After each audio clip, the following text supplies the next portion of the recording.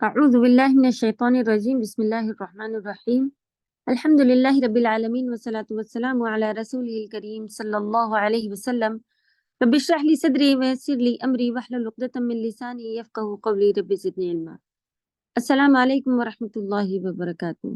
کیسی ہیں سبھی پیاری بہنیں؟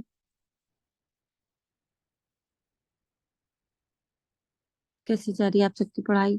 اللہ کے فضل و کرم سے الحمدللہ۔ آپ لوگ اس کا ورڈ ٹو ورڈ لے چکے ہیں اور جتنا ہم لوگوں کو سمجھنا تھا تھوڑا بہت وہ بھی لے لیا ہے، بس تفسیر پڑھنی ہے اس میں سے انشاءاللہ۔ اوکے چلیں، یہ ساری چیزیں آپ لوگوں کو بھیجی جا چکی تھی تو کھول کے وہاں سے ہی آپ لوگ دیکھیں،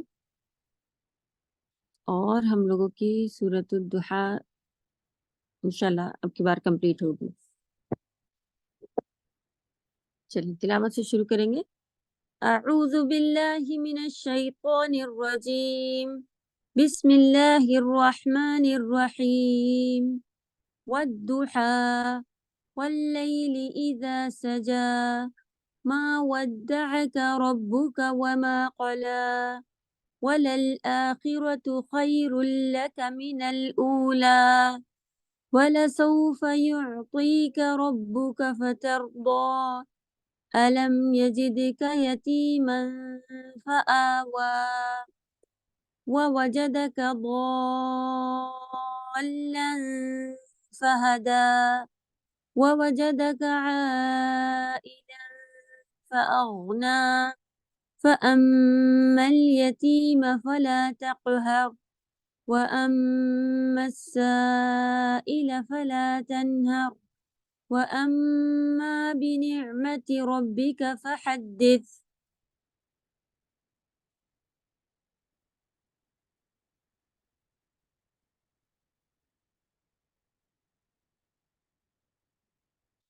جیسا کہ ہم لوگوں نے نام سے ہی میننگ سے دیکھا تھا کہ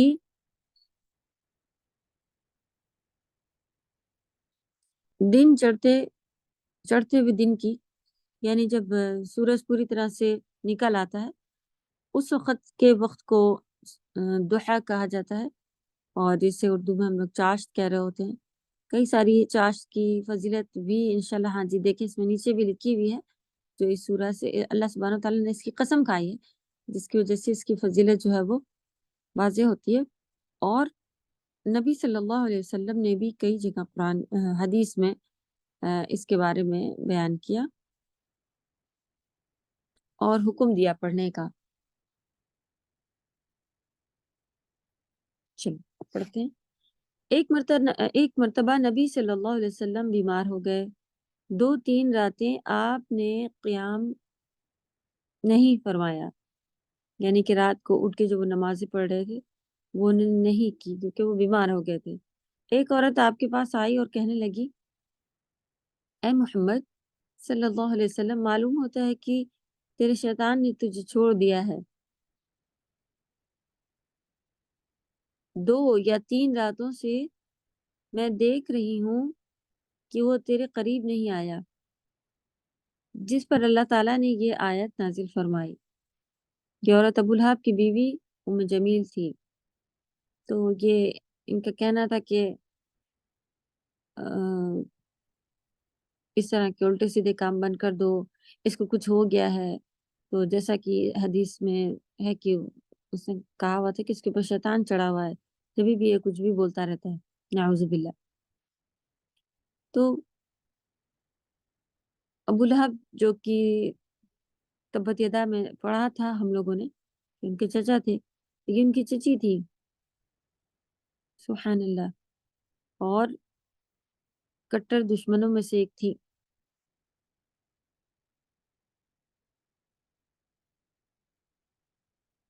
چل تو یہ جو یہاں پہ بیان کیا گیا کہ ان کو کچھ دن کے لیے وہ بیمار تھے، جس وجہ سے انہوں نے قیام نہیں کیا تھا، اور پھر انہوں نے کہا کہ میں دیکھ رہی ہوں کہ تمہارا جو بھی تھا شیطان وغیرہ نعوذ باللہ، اس نے تمہیں چھوڑ کے رکھا ہوا ہے، چھوڑ دیا ہے، تمہیں چلا گیا ہے۔ جس پر اللہ سبحانہ تعالیٰ نے یہ آیتیں نازل فرمائی، اور ما ودعک ربک وما قلی، یعنی کہ اللہ تعالیٰ نے نہ چھوڑا ہے اور نہ ہی تم سے ناراض ہے۔ تو کچھ دن تک یہ نہیں آیا، جس کی وجہ سے کہا کہ اب جو ان کا ساتھ دے رہا تھا وہ چیز صحیح ہو گئی ہے ان کی، اب یہ نارمل انسان جیسے ہو گئے، یہ وہ کہنا چاہ رہی تھی۔ اللہ سبحانہ تعالیٰ کو معلوم تھا کہ کیا کہنا چاہ رہی ہے، تو اللہ تعالیٰ نے فرمایا کہ نہ چھوڑا ہے اور نہ ہی ناراض ہوئے ہیں۔ چلیں، پہلی آیت جو اللہ سبحانہ تعالیٰ نے قسم کھائی، چڑھتی دن چڑھنے کی قسم، یعنی چڑھتی دھوپ کی قسم، یہ بھی لکھا ہوتا ہے۔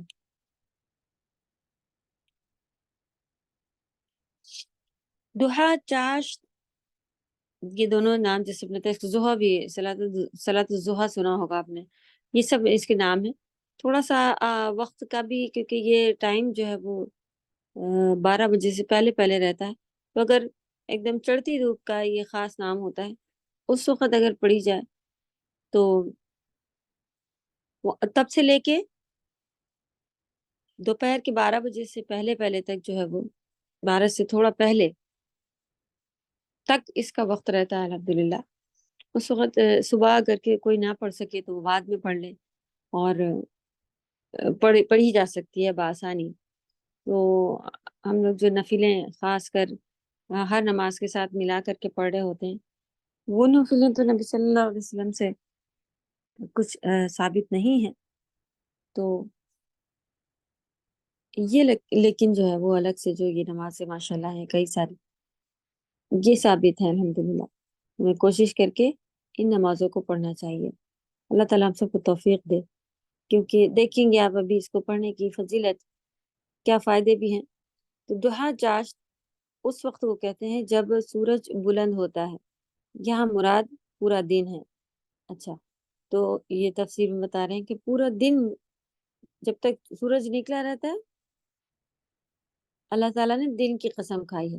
لیکن یہ جو وقت ہے چاشت کا، اس کے بارے میں ہم لوگ دیکھتے ہیں آگے۔ چاشت کی نماز، اہمیت، تعداد رکعت اور فضیلت، یعنی کتنی تعداد، کتنی رکعتیں نبی صلی اللہ علیہ وسلم اس کی پڑھا کرتے تھے وہ، اور اس کی فضیلت اور اہمیت بیان ہوگی چاشت کی نماز کی۔ چاشت کے وقت بھی نبی صلی اللہ علیہ وسلم سے نفل نماز پڑھنے کا ثبوت ہے، یعنی ثابت ہے، کیونکہ نہیں، چنانچہ ابن ابی لیلہ رحمہ اللہ بیان کرتے ہیں کہ ہمیں ام ہانی رضی اللہ تعالی عنہ کے سوا کسی نے یہ خبر نہیں دی کہ انہوں نے رسول اللہ صلی اللہ علیہ وسلم کو دوحا، چاشت کی نماز پڑھتے دیکھا۔ تو ان سے پتہ چلا کہ نبی صلی اللہ علیہ وسلم نے کو انہوں نے، ام ہانی نے رضی اللہ تعالیٰ عنہ نے نماز پڑھتے، یہ والی نماز پڑھتے دیکھا تھا۔ ام ہانی رضی اللہ تعالیٰ عنہ نے بیان کیا کہ فتح مکہ کے دن رسول اللہ صلی اللہ علیہ وسلم نے میرے گھر میں غسل فرمایا اور 8 رکعتیں پڑھیں۔ میں نے ایسی ہلکی پھلکی نماز پڑھتے آپ صلی اللہ علیہ وسلم کو پہلے کبھی بھی نہیں دیکھا، تاہم آپ نے رکوع و سجود پورے کیے، یعنی کہ سب پوری نماز جیسے پڑھی جاتی ویسے پڑھی تھی، لیکن کم کم اس میں تلاوت فرمائی، کیونکہ نبی صلی اللہ علیہ وسلم کی جو نمازیں دوسری ہوتی تھی وہ جیسے کہ رات کی نماز کے بارے میں ذکر ہے کہ بہت بہت زیادہ ماشاءاللہ وہ اس میں قرآن کی تلاوت فرمایا کرتے۔ عام طور پر بھی اگر نبی صلی اللہ علیہ وسلم گھر میں نماز پڑھتے تھے، جماعت تو پھر بھی کیونکہ حکم ہے، ہر طرح کا انسان اس میں ہوتا ہے، کوئی اپنا کام چھوڑ کے آیا ہوا ہوتا ہے، کوئی بچے ہوتے ہیں، ضعیف ہوتے ہیں، کوئی بچے چھوڑ کر نماز پڑھ رہی ہوتی ہیں عورتیں بھی، تو اس کے لیے تو فرمایا ہے نبی صلی اللہ علیہ وسلم نے کہ جماعت جو ہے وہ چھوٹی کرنی چاہیے، بیچ کی رکعتیں جو ہے وہ کم اس میں تلاوت ہونی چاہیے۔ پھر بھی آپ دیکھیں ماشاءاللہ ہماری پرسنل نمازوں سے جماعت جو ہے وہ لمبی ہوتی، اور پرسنل نماز میں پھر مرضی جتنی ہے اس میں قرآن کی تلاوت کری جائے، لمبی پڑھ لی جائے، اکیلے پڑھ رہی ہوں تو کوئی کام آپ کو نہیں ہے، آپ کو معلوم ہے کہ کوئی بچے یہ وہ، تو اس میں جبکہ پھر یہاں پر کیا دیکھا گیا کہ انہوں نے ہلکی پھلکی نماز پڑھی اور 8 رکعت تھی۔ اسی طرح نبی صلی اللہ علیہ وسلم نے اپنی امت کو بھی چاشت کے نفل پڑھنے کی تاکید فرمائی، جیسے حضرت ابو ہریرہ رضی اللہ تعالی عنہ بیان کرتے ہیں،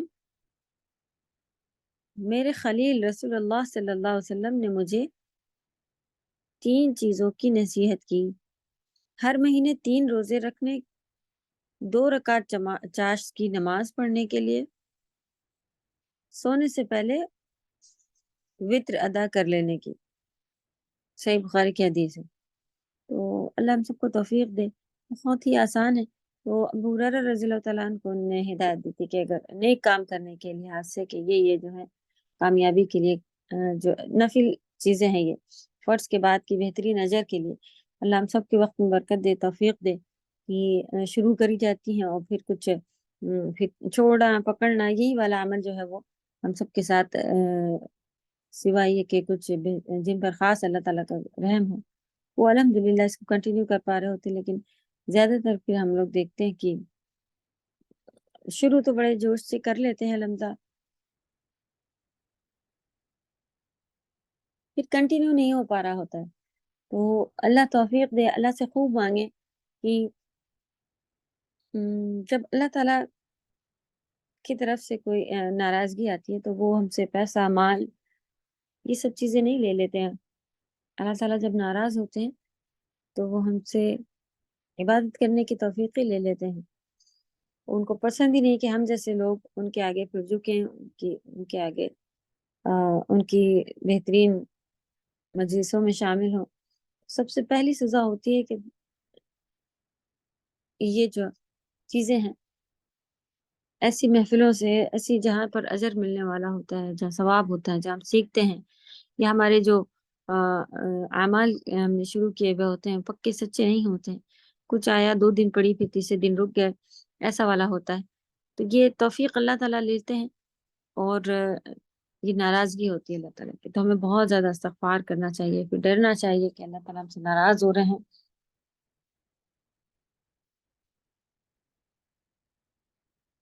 اللہ ہم سب کو پڑھنے کرنے کی توفیق عطا فرمائے۔ یہ 3 کام جو ہے اس کو لکھیں انشاءاللہ، کیونکہ بڑی چیز نہیں ہے۔ نبی صلی اللہ علیہ وسلم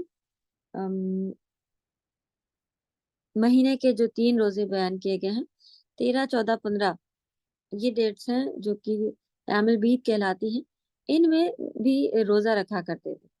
چلیں کسی کا حیض کا وقت ہے یا کوئی اور ٹریول ہے کہیں، یہ دن اگر نہیں رکھ سکا تو یہ دن کی بھی فضیلت ہے کہ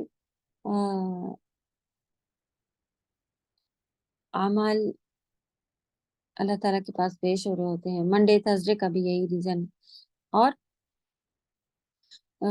دوسرا یہ کہ ہر مہینے 3 روزے رکھ لینے سے پورے مہینے روزہ رکھنے کا اجر مل رہا ہوتا ہے، کیونکہ 3 کا مطلب 30، تو 30 ڈیز کے روزے رکھنے کا اجر مل رہا ہوتا ہے۔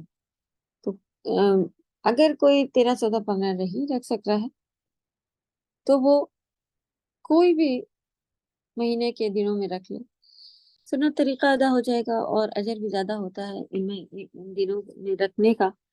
تو کوشش کر کے یہی دن آپ پکڑیں، لیکن اگر نہیں ملتے وہ دن تو کوئی بھی دن رکھ لیے جائے، منڈے یا تھرسڈے ایسے کر کے رکھ لیا جائے، پھر اس کا بھی اجر ملتا ہے۔ وہ بھی سنت سے ثابت ہے کہ نبی صلی اللہ علیہ وسلم نے ان دنوں میں روزہ رکھا تھا۔ اگر وہ بھی نہ مل سکیں تو کوئی بھی دن مہینے میں 3 دن روزے رکھ لیے جائیں، الحمدللہ اس کا بھی اجر الحمدللہ ملتا ہے پورے مہینے روزے رکھنے کا۔ اور بس یہ ہے کہ سنت طریقہ ہم سے رعب ہو رہا ہوگا، اللہ توفیق دے۔ آسان طریقہ ہوتا ہے کہ ایک رکھ لیا، پھر انسان تھوڑا سا ریسٹ کر لیا، پھر منڈے کو رکھ لیا، تھرسڈے کو رکھ لیا، اس طرح سے۔ لیکن اگر 3 کنٹینیو رکھنا جن کو آسان رہتے ہیں کہ بھائی روزے شروع کیے ہیں، بیچ میں پھر گیپ آ جاتا ہے، پھر سستی ہو جاتی ہے، اس سے اچھا میں تینوں ایک ساتھ رکھ لوں گی۔ 13، 14، 15 چاند کی بہترین تاریخیں ہیں، ساتھ ساتھ ان دنوں نہیں رکھ سکی کبھی بھی رکھ لیں۔ تو انشاءاللہ ایک عمل ہم سب کو ملا ہے، اس کو لکھیں۔ روزے رکھنا شروع میں تھوڑا سا مشکل ہو رہا ہوتا ہے. اگر آپ کو تھکن یا کمزوری اس طرح کی چیزیں محسوس ہوتی ہیں تو اسی طرح کے آپ ٹائمنگ یا ڈیز وہ طریقے سیٹ کر لیں. الحمدللہ جاننے والی ایک ہماری ہیں، وہ ہمیشہ منڈے اور تھرسڈے کا روزہ رکھتی ہیں اور عمر بھی تھوڑی بڑی ہو گئی ہے، تو اسی حساب سے انہوں نے اپنا طریقہ بنایا ہوا ہے کہ ان دنوں کوئی مہمان آ رہا ہوتا ہے تو وہ منع کر دیتی ہیں کہ بھئی مجھے بھی ریسٹ کرنا ہے، یا جائز ہے آپ دروازے سے بھی مہمان اگر آ جائے اور ہم اس کو منع کر دیں کہ نہیں ابھی ہم بزی ہیں یا اس طرح سے، تو لوٹایا جا سکتا ہے، کہہ کر کے بھی لوٹایا جا سکتا ہے. اور وہ نوک کر کے 3 بار نوک کرے گا چلا جائے گا، یہ ایسے بھی جو ہے وہ ہو سکتا ہے. لیکن یہ کام اگر کوئی ہمارے ساتھ کر دے تو اب ہم ان کے یہاں نہیں جائیں گے، اور بالکل بھی کتنی زیادہ انسرٹ ہو گئی وغیرہ وغیرہ، جو چیزیں الحمدللہ شریعتاً جائز ہیں، آپ دیکھیں گے کہ اس میں فائدہ ہی فائدہ ہوتا ہے. اور اس میں پھر ہمیں سامنے والے سے ناراضگی یا شکایتیں، بس پھر اب پھر ہمارا طریقہ ہو جاتا ہے کہ ہم بتانا ادھر ادھر شروع کرتے ہیں کہ ہاں ہم ایسا ایسا گئے، ان کے یہاں پورا پہنچ گئے، ان کو کال کر رہے ہیں، اٹھا بھی لی، اور پھر انہوں نے کہہ دیا کہ ہم ایسا کرنے جا رہے ہیں مت آئیے، یا ہم آرام کر رہے ہیں مت آئیے، یا ہم نے تو الحمدللہ یہ چیزیں دیکھیں جب آپ ان چیزوں کو سمجھیں گے تو یہ ساری تکلیفیں جو ہے وہ سبحان اللہ آپ کو نظر آئیں گی کہ اللہ کی طرف سے ہم سبھی کے لیے آسانیاں اور آرام. تو ویسے بھی اب الحمدللہ موسٹلی ہم لوگ کہیں جا رہے ہوتے ہیں تو کال کر کے بتا لیتے ہیں، تو وہ سامنے والا اپنا ٹائم بتا لیتا ہے، تو ایسی ضرورت نہیں پڑتی ہے کہ دروازے سے کوئی لوٹے، سوائے اس کے کہ ہم لوگ گھر ہی میں نہ ہو اور انسان آ جائے اور پھر لوٹ جائے. تو یہ طریقہ جو ہے یہ کرا جا سکتا ہے اور ہمیں اس کے اوپر پھر برا نہیں ماننا چاہیے. چلیں تو یہ 3 روزے رکھنے کی کوئی سیٹنگ اس طرح سے اگر آپ کو ہے کہ مجھے، تو ان 3 دنوں میں آپ نہ کسی سے ملیں، نہ کوئی آ رہا ہو تو اس کو بھی منع کر لیں اور اہتمام رکھ لیں تھوڑا سا اگر تکلیف ہوتی ہے. ورنہ روزہ الحمدللہ بہترین جسمانی فٹنس کے لیے بھی، ویسے ہمیں فٹنس وغیرہ کا بالکل بھی جو ہے وہ نہیں لانا ہوتا ہے دماغ میں. ہمیں اللہ کی عبادت کے سوا کوئی دوسرا کام، ڈاکٹرز اس کو کافی سب چیزوں کو، نماز کو بھی پروف کرتے ہیں، ایسے سے سر کو ایسے نیچے کرنے سے اس میں بلڈ جاتا ہے، پھر یہ ہوتا ہے، پھر وہ ہوتا ہے. یہاں تک کہ تجوید کی جو تلاوت ہے قرآن کی، وہ بھی اگر آپ منہ اتنا زیادہ موومنٹ کے ساتھ پڑھیں تو وہ کہتے ہیں کہ بہترین مسلس جو ہے وہ اس سے منہ کے پل ہوتے ہیں اور اچھی ایکسرسائز ہو جاتی ہے، وہ فیس جو ہے چام رہتا ہے، جسے ہم لوگ قرآن کا نور کہتے ہیں. سبحان اللہ. تو اللہ توفیق دے کہ ہم سب پیور خالص طریقے سے جو ہے وہ ام، ام، تلاوتیں کریں، نمازیں پڑھیں، اور خالص طریقے سے ہم سب اللہ کو راضی کرنے کے لیے روزے رکھیں نبی صلی اللہ علیہ وسلم کے بتائے وقت پر.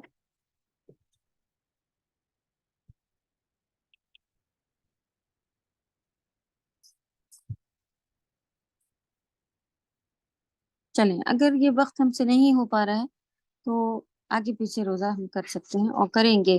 چلیں اللہ تعالیٰ سے دعا اپنے لیے بھی کریں، دوسروں کے لیے بھی کریں، جو ہمارے ساتھی ہیں جو رکھنا چاہ رہے ہیں، ایک عمل یہ ملا ہے، اللہ تعالیٰ ان کے لیے بھی آسانی کرے، ہمارے لیے بھی آسانی کرے، آمین. جب بھی آپ رکھیں تو ان کو بھی اپنی دعاؤں میں یاد رکھیں کہ یا رب سارے مسلمانوں کو توفیق عطا، کیونکہ روزہ جو ہے وہ بہترین ایک یہ ہے، جنت کے دروازے کا جو ہے وہ ریان نام ہے جس کا، اور اس میں سے سبحان اللہ روزے داروں کو اللہ سبحانہ تعالیٰ داخل کریں گے. روزہ ایک ڈھال ہے، اور یہاں تک کہ اگر کسی کا نکاح نہیں ہو رہا، اس کو بھی شہوت ہے یا کچھ اس طرح کا، تو روزے کا رکھنے کا حکم دیا ہے کہ روزے ہمیں اپنی خواہشات کو، آپ دیکھیں اتنی زیادہ خواہشات نہیں ہوتی جب انسان روزے سے ہوتا ہے، سست پڑا ہوتا ہے، پھر تھوڑا سا نا، تو وہ خواہشات کو کنٹرول کرنے کا بھی ایک بہترین طریقہ ہے روزہ. سبحان اللہ، رمضان بھی آنے والے ہیں، اس سے پہلے اگر کسی کے بھی قضا روزے باقی رہتے ہیں تو پہلے ان کو ادا کرے. قضا روزے جس کے باقی رہتے ہیں وہ نفل روزے نہ رکھے، کیونکہ اس کے اوپر پہلے فرض رکھنے کا جو ہے وہ ابھی سلسلہ باقی ہے. تو ان دنوں میں آپ فرض روزے بھی رکھ سکتی ہیں. سبحان اللہ، اللہ کی طرف سے آپ کے جو قضا روزے ہیں وہ بھی ادا ہو جائیں گے، اور اس دن کی سنت کو ادا کرنے کا بھی طریقہ مل جائے گا. لیکن خاص جو روزے آتے ہیں کہ عاشورہ کا روزہ یا اس طرح کا، تو ان دنوں کے اس میں آپ کمبائن نہیں کر سکتی ہیں کہ عاشورہ بھی مل جائے گا اور رمضان کا بھی قضا روزہ رکھ لیں گے، تو اس میں آپ اسی دن کا رکھیں. لیکن یہ تو عام ہے، عام دنوں کے ہے نا، کہ جتنی مرضی جس کو آئے رکھے. ہر ڈے آپ خالی اس کا لے سکتی ہیں، اور اس میں بھی آپ نفل روزہ وہ والا رکھنے کے لیے ہم کو فرض اگر باقی ہے تو وہ نہیں رکھنے کا حکم ہے. یعنی کہ اگر آپ رکھنا چاہ رہے ہیں تو پہلے آپ فرض ادا کر لیں اپنے پورے. وہ پہلا دوسرا رمضان آنے سے پہلے پہلے ہمارے پہلے رمضان کے جو چھوٹے ہوتے ہیں اس کو پورا کر لینا چاہیے. اگر پیریڈ کی وجہ سے، بیماری کی وجہ سے، سفر کی وجہ سے کسی نے روزے چھوڑے ہیں تو پھر ان کو، اب رمضان آنے کو ہے، تھوڑے دن اور رہتے ہیں، ابھی ٹائم ہے، لیکن یہ ہے کہ ہاں یہ ٹائم بھی جلدی ہی گزر جا رہا ہوتا ہے اور ایسا لگتا ہے کہ ابھی آئے تھے اور ابھی پھر آ گئے. اللہ توفیق دے. اور دن بھی جو چھوٹے چل رہے ہیں، یہ ساری چیزوں کے فائدے اٹھا کے ہم اپنے قضا روزے پورے کر سکتے ہیں. اللہ تعالیٰ ہم سبھی کے جسموں میں برکتیں دے، طاقتیں دے. سب سے بڑی طاقت جو ہوتی ہے ایمان کی ہوتی ہے، کیونکہ ایسے ایسے لوگ جو ٹیچرز، جیسے کہ ہم نے اس سے پہلے بھی آپ کو بتایا تھا نا کہ اتنی ضعیف ٹیچر ہیں وہ ہماری ماشاءاللہ. اور جب سے ان کو دیکھا تھا اسی کنڈیشن، ایسا لگتا ہے کہ اتنا ہی ضعیف دیکھا تھا، تو سبحان اللہ تھوڑا سا فرق آیا ہے. لیکن آج بھی وہ ویسے ہی جو پہلی بار دیکھا تھا ویسے ہی نظر، پہلی بار بھی ضعیف تھی جب دیکھا تھا، آج بھی ویسے ہی نظر آتی ہیں اور ویسے ہی عبادت کرتی نظر آتی ہیں. اور دوسرے لوگ ان سے ڈیل بھی ایسی کر رہے ہوتے ہیں کہ جیسے کوئی آرام سے ینگ ایج کے لوگوں سے کہا جا رہا ہوتا ہے. ابھی آ کے وہ درس کر رہی تھی اور ان کی آواز سلو ہو رہی تھی، روزے سے بھی تھی اس دن ماشاءاللہ. تو پورا کمرہ بھرا ہوا تھا، مائک نہیں لگایا ہوا تھا، تو ان لوگ بولے کہ آپ کھڑے، وہ خود بھی کہنے لگی میں کھڑے ہو کے بولتی ہوں، تو دوسرے لوگ بھی ہاں ہاں آپ کھڑے ہو کے. ہم لوگ کو معلوم تھا کہ روزے سے ہیں. سبحان اللہ. اور کھڑے ہو کے ایک تو بولنا ہی اتنا لمبا درس کرنا، تو وہ آواز نہیں جا رہی ہے تو وہ تیز بولنے کی کوشش بھی کر رہی تھی. تو سبحان اللہ، کر سکی، سب کر سکی. ان کا درس بھی تھا، وہ سفر کر کے یہاں پر بھی آئی ہوئی تھی، اور وہ ضعیف بھی ہیں. سبھی کچھ ہونے کے باوجود ماشاءاللہ انہیں نے اپنا روٹین طریقہ جو تھا وہ برقرار رکھا. تو جب ہم کوششیں کرتے ہیں تو اللہ کی طرف سے مدد آتی ہے، اور اللہ تعالیٰ اس کو پھر ہمارے روٹین میں، ہماری طبیعت میں سیٹ کر دیتے ہیں، جس سے ہم کہتے ہیں کہ عادت ہو گئی ہے، یہ تو روز ہی کرتی ہیں، ان کو تو یوز ٹو ہو گئی ہیں وغیرہ. لیکن اسے اللہ کی مدد کہی جاتی ہے. اور اللہ تعالیٰ تو وہ ضعیف بھی ہیں، سبھی کچھ ہیں، اس کے باوجود روزہ رکھ سکتی ہیں، رکھ سک رہی ہوتی ہیں. تو اللہ توفیق دے، قبول فرمائے، ان کو لمبی عمر دے. اور جن نے ہم لوگوں کو یہ علم سیکھنے میں مدد کی، اللہ تعالیٰ ان سبھی کے لیے خاص اپنی دعاؤں میں ہمیں ان کو یاد رکھنا چاہیے. اور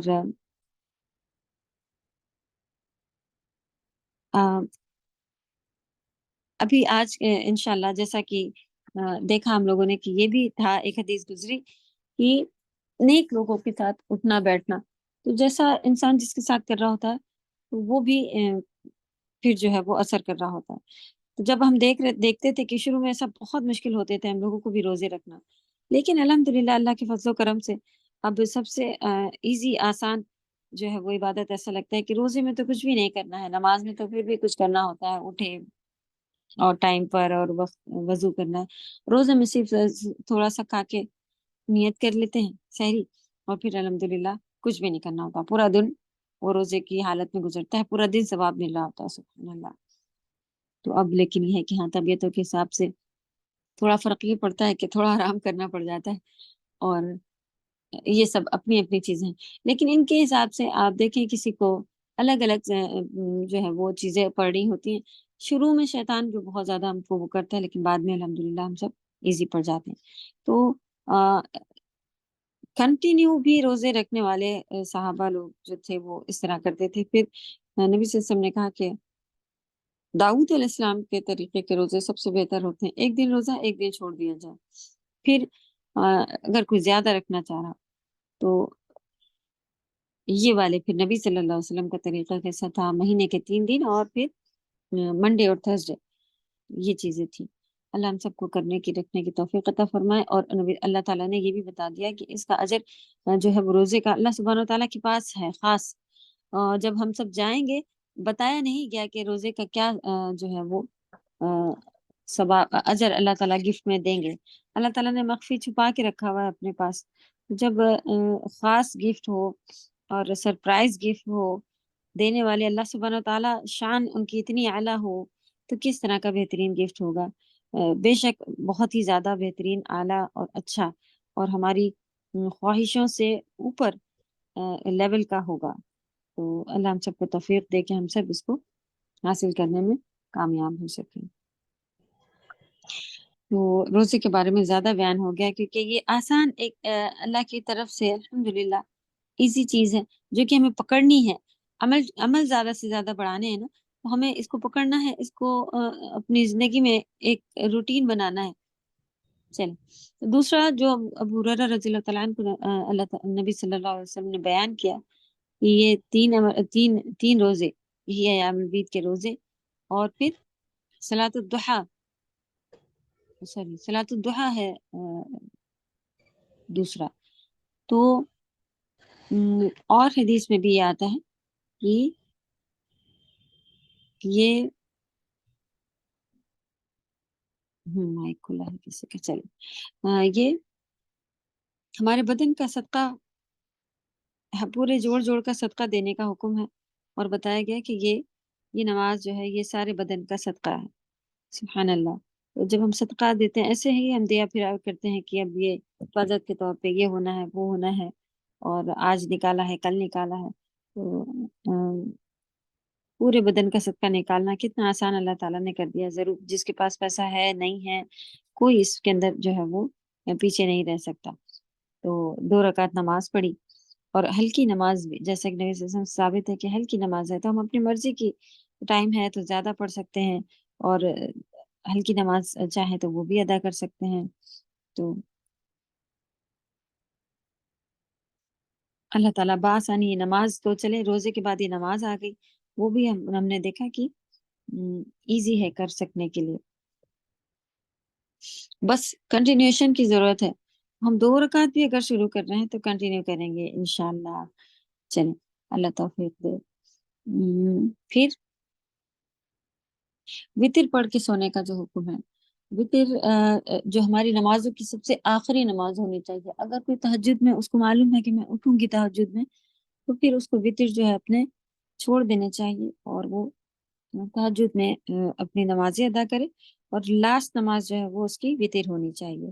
پھر اگر اس کو معلوم ہے کہ میں تہجد میں نہیں اٹھ پاتی ہوں اور مجھے ڈر ہے کہ لیٹ ہو گیا ہے یا جو کچھ بھی مسئلہ ہے کہ آنکھ نہیں کھلے گی یا تھکن ہے یا بیماری ہے یا آنکھ کھلتی ہی نہیں ہے، تو وہ فجر کے لیے تو اٹھ جاتی ہے لیکن تہجد کے لیے نہیں ہو پاتا.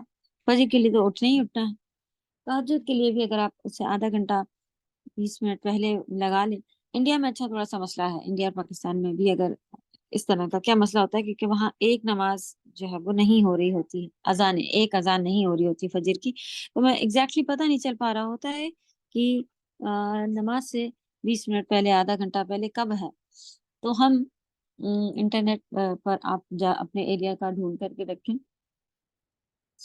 کہ کھلا رہنا کہ آپ کے ایریا میں فجر کا وقت کیا ہے. تو اس وقت کے حساب سے آپ آدھا گھنٹہ پہلے یا 15-20 منٹ پہلے اٹھ کے اپنی تہجد ادا کریں اور پھر اس میں سب سے آخری نماز آپ کی وطر ہو. پھر آپ موبائل کے ہی وقت سے اگر اذانیں نہ بھی ہوئی ہوں تو آپ نماز ادا کر سکتے ہیں. آپ کو پکا معلوم ہو کہ یہ صحیح وقت کی حدیث سے جو بتائی گئی ہیں وہ والی ہیں، کیونکہ بہت سارے آج کل جو ہے وہ الٹے سیدھے بھی नेट पर और कहाँ कहाँ मौजूद हैं वक्त, सही वक्त जो है वो आपको जब मिल जाए तो, क्योंकि अजानें जो है वो कहीं कहीं काफी लेट भी हो रही हैं, तो लोग क्या करते हैं, जैसे कि आजकल अगर 5:20 पे अजान हो रही है तो वो उनकी तरफ अगर 5:30 या अ, इस टाइम पे थोड़ा और भी 5:40 पे कभी अगर अजान हो रही है तो वो कहती हैं कि 20 मिनट पहले है ना, फिर 5:20 पे फिर वो उठ के तहज्जुद पढ़ रही होती हैं, क्योंकि अजान तो 5:40 पे हो रही है उनकी तरफ। नहीं, ये तरीका जो है वो सही नहीं है। अगर आपकी तरफ अजान लेट भी हो रही है, आप वक्त देख करके उससे पहले जो है वो अपनी पढ़ लें, और जब वक्त बताया जा रहा है अजानें नहीं भी हुई हैं, तो आप बगैर जमात जिनको पढ़ना है वो पहले अदा कर सकती हैं, अजानें ना भी हुई हैं।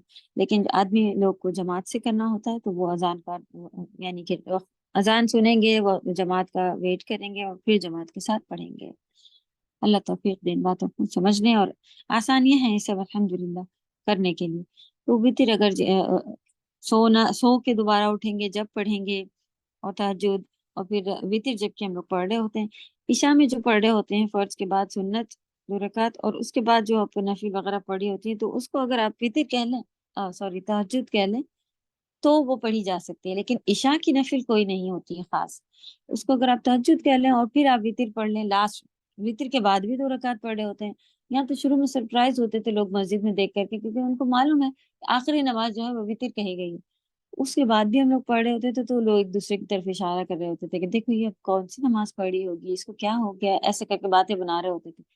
एक आदमी ने तो मुंह पे भी टोक दिया कि अब पता नहीं है कौन सी नमाज पढ़ रही है, तहतुल मस्जिद के बजाय अब खुरूज अल मस्जिद पढ़ रही है शायद ये। तो ऐसे मजाक भी बनाते हुए या एक दूसरे, क्योंकि उनको मालूम है कि बस हदीस के हिसाब से ऐसा ऐसा है, लेकिन हमारी तरफ बांध दिया है लोगों ने कि इस वक्त ये पढ़नी है वो करनी है।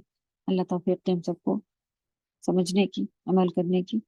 तो आ, आप उसमें ये पढ़ लें, हम्म, तहज्जुद, और फिर लास्ट की पढ़ लें। अगर आपको मालूम है कि मैं नहीं उठ सकूंगी और उठ सकूंगी तो फिर आप सुन्नतें वगैरह पढ़ के रुक जाएं, और फिर तहज्जुद रात में पढ़ें, और लास्ट नमाज वितर कर लें। वितर भी पढ़ने की आप यहाँ पर देख रही हैं कि वितर पढ़ने का जो है वो फजीलत यहाँ पे बयान हुई, तो वो उनको तरीका उनका मालूम होगा, इसलिए उन्होंने सोने से पहले कह दिया, जो उठ सकता है रात में तहज्जुद में पढ़ सकता है, यानी आखिरी नमाज जो है वो आपकी वितर होनी चाहिए। चल, इससे मालूम हुआ कि चाश्त की नमाज 2 रकतों से लेकर 8 रकात तक है। दो दो करके जितनी रकात पढ़ सकते हो पढ़ लें। चाश्त की नमाज की फजीलत में रसूलुल्लाह सल्लल्लाहु अलैहि वसल्लम ने फरमाया, तुम में से हर आदमी इस हाल में सुबह करता है कि उसके जिम्मे उसके हर जोड़ पर सदका होता है। यानी कि अल्लाह सुब्हानहू तआला ने अब हमें उठा दिया, फिर से हम हाथ पैर हमारे काम करने लग गए, हम अपनी हाजात पूरी कर रहे हैं, जरूरतें इधर जा रहे हैं उधर जा रहे हैं, तो अल्लाह के लिए शुक्र अदा करना और अब उसका सदका देना। तो जब हम सो के उठते हैं तो हमारे ऊपर फर्ज होता है कि अब हम सदका अदा करें अपने जोड़ जोड़ का। बस हर बार, यानी हर एक बार सुबहान अल्लाह, अल्लाह ताला पाक है कहना भी सदका है। हर बार अल्हम्दुलिल्लाह, हर तारीफ अल्लाह के लिए है, ये कहना भी सदका है।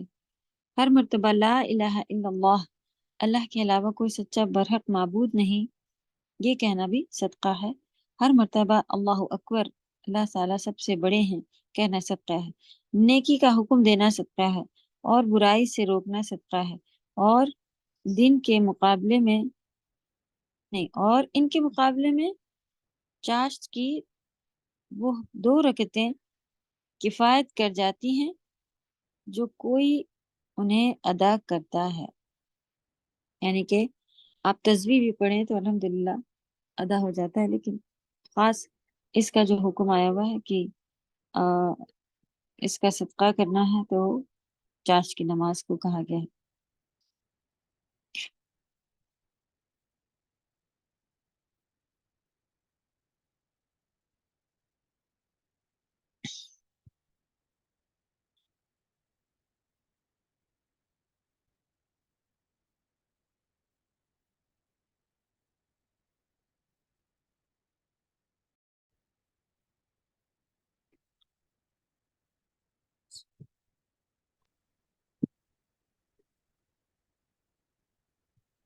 सेकंड आयत वल्लैलि इज़ा सजा।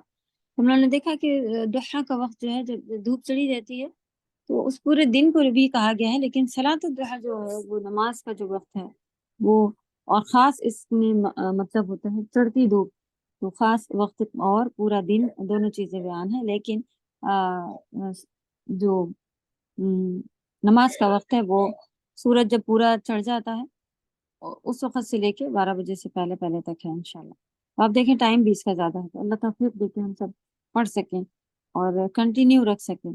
तो बहुत ज्यादा बर्डन के 8 पढ़ेंगे और ये होगा वो होगा के बजाय हम 2 रकात भी अदा कर सकते हैं। तो बस सो के उठे, हम जब ब्रश कर रहे होते हैं, मुंह धो रहे होते हैं, अगर फजर के बाद बैठ करके उसमें इबादत करने का वक्त मिल जाए, तब भी एक बहुत अच्छा अल्हम्दुलिल्लाह वक्त होता है कि इंसान अज़कार पढ़े, थोड़ा कुरान पढ़े। आपको काम अगर नहीं है, शोहर को जाना है या बच्चों को जाना है, वो टाइम अगर ऐसा नहीं, तो आप फजर के बाद बैठ जाएं और थोड़ी बहुत इबादत करें, और थोड़ी देर में ही कुरान वगैरह की तिलावत भी डेली जो हमें करनी चाहिए वो भी अदा हो जाती है। और फिर आप देखती हैं कि अल्हम्दुलिल्लाह सूरज भी निकल आता है। तो लगभग 1.25 घंटा ऐसा कुछ टाइम होता है फजर की अजानों से लेके सूरज निकलने तक का। तो आप 1.25 घंटा, 1 घंटा 20 मिनट ऐसे अगर वेट करके और फिर आप इंशाल्लाह सलात चाश की नमाज या सलात दुहा पढ़ लें, 2 रकात। और फिर सारी आपकी उस वक्त से लेके इतने लंबे वक्त तक बैठे रहने का भी बेहतरीन अजर है, हज का और 4 गुलाम आजाद करने का, और भी बहुत सारे जो है वो अजर जो है वो हदीस में आए हुए हैं। अल्लाह तौफीक दे के हम सबको वजन अपने तौलवाने पड़ेंगे, तौले जाएंगे हमारे सामने, तो अल्लाह तौफीक दे के हम सब ज्यादा से ज्यादा इबादतें कर सकें और अल्लाह के कहे हुक्म को मान सकें। आमीन। वल्लैली इज़ा सजा, और रात की जब वो छा जाए, सजा के माने सकना, यानी कि सुकून पा जाए। आपको मालूम है कि अम, सुकून, इत्मीनान, ये भी जो है वो इसकी मीनिंग है छा जाए, जबकि लिखा हुआ है। तो रात जब सुकून पा जाए, से मतलब है कि अच्छी तरह रात हो जाए पूरी, और रात छा जाए हर चीज पर। तो हम सभी को मालूम है कि जब रात हो जाती है, हर जगह पर जानवर भी सो जाते हैं, काम भी बंद कर दिए जाते हैं और आराम का वक्त हो जाता है। इस वजह से सजा वर्ड जो है वो यूज किया गया है। जब साकिन हो जाए, यानी जब अंधेरा मुकम्मल छा जाए, क्योंकि उस वक्त हर चीज साकिन हो जाती है। जब पूरी तरह से रात आ जाती है, तो फिर अभी शाम होने वाली है, अब रात हुई है, अब थोड़ा बहुत लोगों का बाकी है, कर रहे हैं, फिर लेटेंगे, तो वो अम, पूरी तरह जब छा जाए उसमें इंसान तो देखें अल्लाह की तरफ से कितनी रहमतें हैं अल्हम्दुलिल्लाह।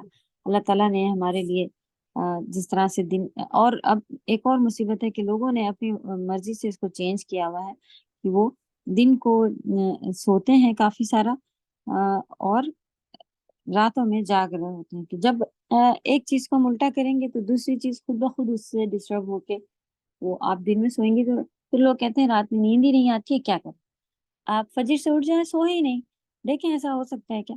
अब बहुत रेयर, कम लोग ऐसे होते हैं कि जो जिनकी बहुत ही कम नींद होती है, तो उनको ये तकलीफ हो सकती है। लेकिन आम तौर पर अगर इंसान रात में जल्दी सो जाए, फजर भी मिल जाती है। और नबी सल्लल्लाहु अलैहि वसल्लम का तरीका क्या था, ईशा की नमाज के बाद वो ज्यादातर बात करना पसंद नहीं करते थे, सिवाय ये कि उनके पास कोई काम वाली, जरूरी वाली कोई मीटिंग्स हो, कोई इस तरह की चीजें हो, तब वो लोग जो है वो इसको फिर वो तब बात किया करते थे। लेकिन हम लोग खास कर ईशा के बाद आराम से बैठ के बातें करना और लेट नाइट पार्टीज रखना, ये जो है वो अच्छी अच्छी बात नहीं है। अल्लाह हमें तौफीक दे कि हम भी, यहाँ तक कि एक शख्स थे वो, उन्होंने इतना ज्यादा, जब कुछ इस तरह का हो तो कर सकते हैं, लेकिन फिर भी उन्होंने कहा कि नबी सल्लल्लाहु अलैहि वसल्लम को नापसंदीदा था कि वो ईशा के बाद देर तक जागा जाए, ईशा के बाद सो जाना चाहिए। तो शादी भी थी घर की, और उन लोगों को लेट लगा रहे थे, घर के बच्चे की, बेटी की या किसी ऐसे की थी, तो वो सुबह अल्लाह वहां से उठ के आ गए कि मेरी इतनी जरूरत नहीं है, और अब काम हो गया है, अब मुझे सो जाना चाहिए। तो دیکھیں اس طرح سے شدت کے ساتھ لوگ جو ہے وہ اطاعت کر رہے ہوتے ہیں، جبکہ وہ شادی تھی گھر میں تو وہ جائز طریقہ، یعنی کوئی فرض سی چیزوں میں نہیں ہے کہ سو ہی جانا چاہیے، لیکن ہاں نبی صلی اللہ علیہ وسلم کو ناپسندیدہ تھا۔ اور فجر پڑھنے میں اس کے بعد فجر کے بعد بھی آپ دیکھیں گا، چلیں لیٹ نائٹ کوئی لیٹ سو رہا ہے تو کیا میں کسی طرح فجر تو پڑھ لیتی ہوں، تو پھر کیا وہ یہ بیٹھ کے عبادتیں کر سکے گی؟ تو اس میں پھر غفلت آ رہی ہوتی ہے، ہمیں تو بہت ہی آ رہی ہوتی ہے۔ اللہ توفیق دے کہ ہم لوگ اپنے وقت کا صحیح صحیح طریقے سے اس کا نظام بنا لیں، تو تھوڑی دن آپ کریں گی، آپ پھر مصیبت آتی کہ وہ لوگ ہی اتنی لیٹ آ رہے ہوتے ہیں اور لوگ ہی لیٹ کر دیتے ہیں، کبھی کسی کی کال آ گئی، کبھی اگر آپ اپنا روٹین بنا لیں گی تو دھیرے دھیرے پھر لوگوں کو بھی پتہ چل جاتا ہے کہ اس وقت وہ سو جاتی ہیں، اب نہیں جانا۔ کچھ دن سیٹنگ ان کو بھی مشکل ہو گیا، اپنے کو بھی، لیکن یہ ہے کہ الحمدللہ لوگ دھیرے دھیرے سیٹ ہو جاتے ہیں۔ اور پھر کئی سارے لوگوں کے بارے میں ہم لوگوں کو بھی معلوم ہے کہ اتنے بجے کے بعد کال نہیں کرنا، وہ نہیں اٹھائیں گے، اتنے بجے کے بعد ان کے گھر نہیں جانا، وہ سوتی ہوئی ملیں گی۔ سبحان اللہ، اللہ توفیق دے نیک کاموں کو عمل پر لانے تک کی، آمین یا رب۔ تو آیت نمبر 3 اب دیکھیں گے، واللیل اذا سجا، اور رات کی جب وہ چھا جائے، پھر ما ودعک ربک وما قلی، اے نبی آپ کے رب نے آپ کو نہ چھوڑا ہے اور نہ وہ ناراض ہوئے ہیں، جیسا کہ کافر سمجھ رہے تھے، ایسا کچھ بھی نہیں تھا۔ اللہ سبحانہ وتعالیٰ نے ڈکلیئر کر دیا اور بتا دیا کہ نہ چھوڑا ہے نہ ہی ناراض ہوئے ہیں۔ والآخرۃ خیر لک من الاولی، اور یقیناً آپ کے لیے آخرت دنیا سے بہتر ہے، اس لیے کہ آخرت میں اللہ تعالیٰ نے آپ کو جو عزت اور رفعت عطا فرمانی ہے اور جن نعمتوں اور کرامتوں سے نوازنا ہے، دنیا میں اس کا تصور بھی نہیں کیا جا سکتا۔ اس کے دوسرے معنی یہ بھی کیے گئے ہیں کہ دنیا میں آئندہ احوال آپ کے لیے پہلے احوال سے بہتر ہوں گے، ٹھیک ہے، یعنی کہ جو شروعات کے ان کے جو حال تھے نبی صلی اللہ علیہ وسلم کی دنیا کے ہی، آخرت میں یعنی کہ جب ان کا آخری قریب آ جائے گا تو وہ اور بہتر ہوگا، یعنی کہ ان کو علم زیادہ سے زیادہ آ چکا ہوگا، شریعت پوری معلوم ہوگی اور وہ بہترین طریقے سے عمل کر رہے ہوں گے، لوگ بھی ان کے لیے جو ہے وہ زیادہ سے زیادہ مسلمان ہو چکے ہوں گے، لوگ ان کا کہنا ماننے والے ہو چکے ہوں گے، یہ ساری چیزیں بھی مقصد ہے کہ آسانی ہوگی، خیر ہوگا، اور یہ بھی مقصد ہے کہ آخرت میں بہترین اجر بھی جو جنت میں ملنے والا ہے وہ بھی جو ہے وہ سبحان اللہ تصور کے باہر ہوگا، جیسا کہ یہاں لکھا ہے نا، سبحان اللہ۔ تو احوال سے بہتر ہوں گے اور آپ کے احترام و وقار میں روز بروز اضافہ ہوگا۔ ہاں تو پہلے جیسے تھا کہ لوگ ان کو ستانا، نہیں ماننا، پھر اکیلے بھی کئی کئی دعوت دینا، اور اس طرح سے ہویا کرتا تھا، لیکن بعد میں جو چیزیں تھیں وہ الحمدللہ بدل چکی تھی۔ اس لیے آپ یہ گمان نہ کریں کہ میں آپ سے ناراض ہوں، بلکہ ہر نیا سورج آپ کی عظمت و بلندی آ، کی نوید چلیں کی نیوز آپ یہاں پہ کریں لے کر ہی طلوع ہوتا ہے۔ آپ اس کو دیکھیں کہ اللہ تعالی نبی صلی اللہ علیہ وسلم کے لیے اور زیادہ عظمت اور زیادہ بلندی ہی ہر دن جو ہے وہ بڑھتی جا رہی ہے۔ اللہ سبحانہ تعالیٰ نے نہ ان کو چھوڑا ہے، نہ ہی ان سے ناراض ہیں، اور نہ ناراض ہوں گے۔ یہ بات بھی آگے تک کے لیے اللہ تعالیٰ نے کلیئر کر دی کہ اللہ تعالیٰ آپ سے ناراض نہیں ہوں گے، کیونکہ ہر نیا دن جو ہے وہ آپ کے لیے آپ کے عظمت کو بڑھانے کے لیے ہی بڑھتی ہی جائے گی انشاءاللہ، ابھی سے لے کے آخرت تک، اور آخرت بھی آپ کے لیے خیر ہونے والی ہے دنیا سے۔ دونوں مفہوم معنی کے اعتبار سے صحیح ہیں۔ چلیں اس کے دو مفہوم ہیں، یاد رکھیے گا، ہو سکتا ہے ایگزام میں آپ سے اسی طرح پوچھا جائے دو مفہوم کیا ہے۔ وَلَسَوْفَ يُعْطِيكَ رَبُّكَ فَتَرْضَىٰ، اور جلد آپ کا رب آپ کو اتنا دیں گے کہ آپ راضی ہو جائیں گے، یعنی اس سے دنیا کی فتوحات اور آخرت کا اجر و ثواب مراد ہے۔ یعنی آخرت میں اللہ تعالیٰ اتنا زیادہ نبی صلی اللہ علیہ وسلم کو، ہر مسلمان کو اتنا زیادہ دیں گے کہ وہ اللہ تعالیٰ سے راضی ہو چکا ہوگا، جو کہ جنتی ہوں گے۔ اللہ تعالیٰ ہم سب کو ان میں شامل فرمائے۔ اور اس کے بعد بھی اللہ تعالیٰ پوچھیں گے کچھ باقی رہتا ہے تو لوگ حیرت ہو کے کہیں گے کہ یا رب اتنا سارا تو آپ نے دے دیا ہے، ابھی اور بھی کچھ باقی ہو بھی سکتا ہے کیا؟ ایسا ہو سکتا ہے کہ اور بھی مل سکے اور باقی رہ سکے؟ سبحان اللہ، سرپرائز ہو کے ایسی باتیں کریں گے لوگ۔ تو اللہ تعالیٰ اتنا زیادہ نوازیں گے دنیا میں بھی۔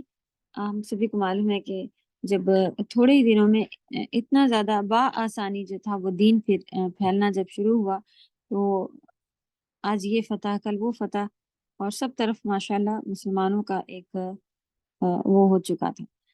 تو عزت اور عظمت بھی اللہ سبحانہ تعالیٰ نے دی ہوئی تھی، وقار تھا ایک، یعنی کہ روب تھا ایک، سبحان اللہ۔ تو وہ اور اس کے علاوہ آخرت کا اجر، یہ دونوں مراد ہیں، ٹھیک ہے، کہ اللہ تعالیٰ دیں گے اتنا کہ آپ راضی ہو جائیں گے۔ اس میں وہ حق شفاعت بھی داخل ہے جو آپ کو اپنی امت کے گناہ گاروں کے لیے ملے گا۔ نبی صلی اللہ علیہ وسلم کے بارے میں ہم سبھی کو معلوم ہے کہ وہ بہت زیادہ پریشان ہویا کرتے تھے اپنی امت کے لیے نا، کہ جیسے کہ ہم سبھی کو معلوم ہے کہ جب ان کی اولادیں چلی جا رہی تھی، انتقال ہوئی جا رہی تھی، تو ان کی وائف، بیوی تھی، وہ ماں تھی، انہوں نے بھی کہا کہ آپ اللہ تعالیٰ سے، ہر نبی کی دعائیں جو وہ اللہ تعالیٰ کچھ ایسی خاص دعائیں ہوتی ہیں جس کو اللہ تعالیٰ قبول ہی کرتے ہیں، یعنی کہ آپ اسے کہہ لیں پاور کارڈ، یا آپ کہیں کہ ایک اللہ تعالیٰ سے جو کہا جائے تو وہ اس کو قبول کریں۔ تو انہوں نے کہا کہ آپ اولادیں کیوں نہیں مانگ لیتے ہیں، سب اتنا افسوس ہے، تو آپ مانگیں، اللہ تعالیٰ دے دیں گے۔ تو سبحان اللہ، نبی صلی اللہ علیہ وسلم نے اپنی امت کے لیے کہا کہ میں مانگوں گا، اپنی امت کے لیے میں نے اس کو بچا کے رکھی، ان کے لیے کروں گا۔ تو سبحان اللہ، اللہ تعالیٰ جو یہاں پہ شفاعت بھی لکھی ہوئی ہے کہ وہ بھی نبی صلی اللہ علیہ وسلم جتنا جتنا مانگیں گے اللہ تعالیٰ ان کو دیں گے۔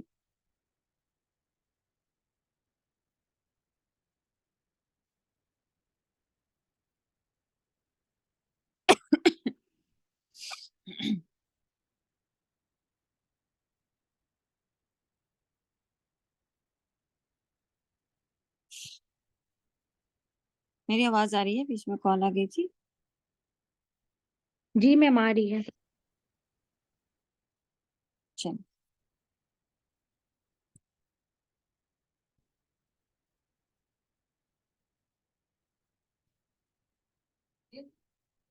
ہوں ہوں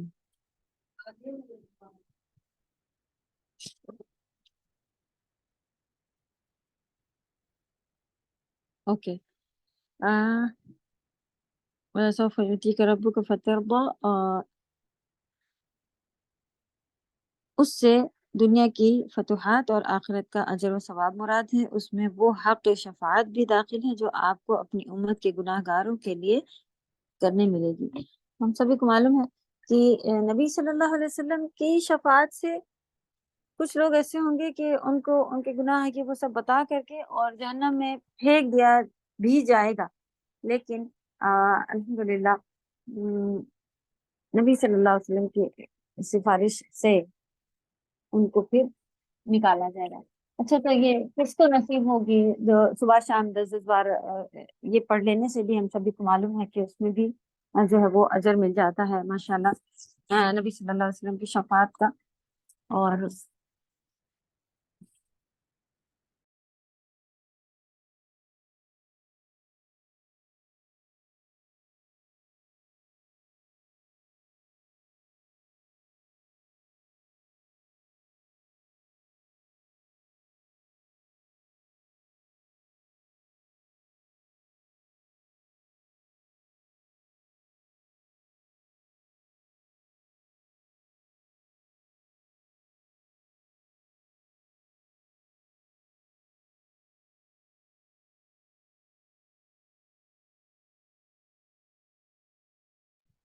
اعوذ باللہ من الشیطان الرجیم، چلیں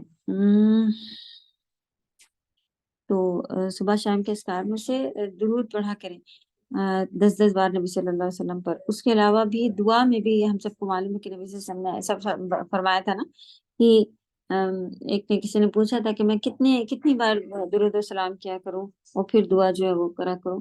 تو اس کے بارے میں نبی صلی اللہ علیہ وسلم نے بتایا دھیرے کہ اتنا کر لیا کرو. ہاں اتنا کر لیا, اس سے زیادہ کرو تو زیادہ بہتر ہے. اس نے پوچھا میں اتنا اگر کروں تو, انہوں نے کہا ہاں اگر اس سے اور زیادہ کر لو تو بہتر ہے. تو اس نے کہا کہ میں پوری دعا میں اگر یہی درود ہی مانگ لوں تو انہوں نے کہا یہ سب سے بہتر ہو جائے گا. سبحان اللہ. تو ہمیں بھی اپنی حاجتوں کو اس طرح سے پیش کرنے کے ساتھ ساتھ ہم کہہ سکتے ہیں اللہ تعالیٰ سے, لیکن زیادہ سے زیادہ ہمیں درود نبی صلی اللہ علیہ وسلم پر پڑھتے رہنا چاہیے.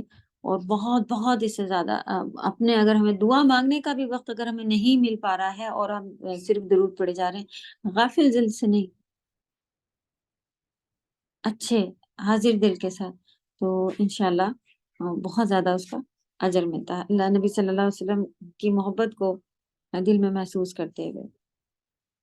اور پھر ہمیں معلوم ہے کہ کچھ کمی پیشی رہ جاتی ہے. شفاعت کن کو ملے گی کہ بچے کر رہے ہیں, حافظ قرآن اگر کوئی ہے, شہید کوئی ہے, وہ کر رہے ہیں. تو ایکچولی اللہ تعالیٰ نے ان کی عزت بڑھانے کے لیے, اللہ تعالیٰ پہلے ہی راضی ہو چکے ہوتے ہیں. تو جب ان کی عزت بڑھ جاتی ہے بس یہ کرنے کے ان کی وجہ سے جنت نصیب ہوئی, یا ان کے درجات بلند کرنے کے لیے اللہ تعالیٰ اس طرح سے آفر رکھا ہے. ورنہ جس کے گناہ معاف تھوڑے بہت ہوتے ہیں, وہ توحید پر تھا اور سچا تھا, اللہ تعالیٰ کو اس کے گناہوں کو معاف کرنا تھا, تو وہ ایک طریقہ بس بنایا ہوا ہے کہ وہ ان کو شفاعت کے تھرو جو ہے وہ ان کو نکال لیں گے. تو کچھ چلے جائیں گے پھر واپس آئیں گے, کچھ جہنم میں ڈالے ہی جانے والے ہوں گے, پھر اللہ تعالیٰ انہیں جو ہے وہ معاف کر دیں گے اور شفاعت سے نبی صلی اللہ علیہ وسلم سے یا کہ کوئی اور درخواست کر کے اس کو جنت میں لے آئے گا. جیسے کہ ہم سبھی کو معلوم ہے کہ ہم ایک دوسرے کے ساتھی جو ہیں وہ بھی ہم لوگ جو ایک دوسرے کو طلب کر سکتے ہیں کہ اللہ تعالیٰ کلاس میں ہمارے ہویا کرتی تھی دنیا میں, تو ہمیں جنت میں بھی ان کا ساتھ چاہیے, کیونکہ جو اللہ کی عبادت کے لیے ایک ساتھ جمع ہوتے ہیں ان کی فضیلت ہے کہ وہ اللہ تعالیٰ ان کی بھی مانگیں گے کہ ہم لوگ مانیں گے کہ وہ لوگ دنیا میں جب ہم ایک ساتھ بیٹھتے تھے, آج بھی ہمیں آپ کے لیے جمع ہونا ہے, وہ نکال کر کس طرح کے مشرک ہوں گے کیا, یا کوئی اس طرح کے لوگ تو پھر نہیں ہوں گے نا کہ شرک کرنے والا, کیونکہ ان کے لیے تو جو تھوڑی بہت گناہ جن کے رہ بچے ہوں گے اس کی سزا کاٹنے گئے ہوں گے, وہ اصل تو واپس آنے ہی والے تھے, لیکن الحمدللہ ایسے یہ طریقے سے اللہ تعالیٰ ان کو معاف فرما دیں گے الحمدللہ. چلیں, علم یجد کا یتیما فآوا.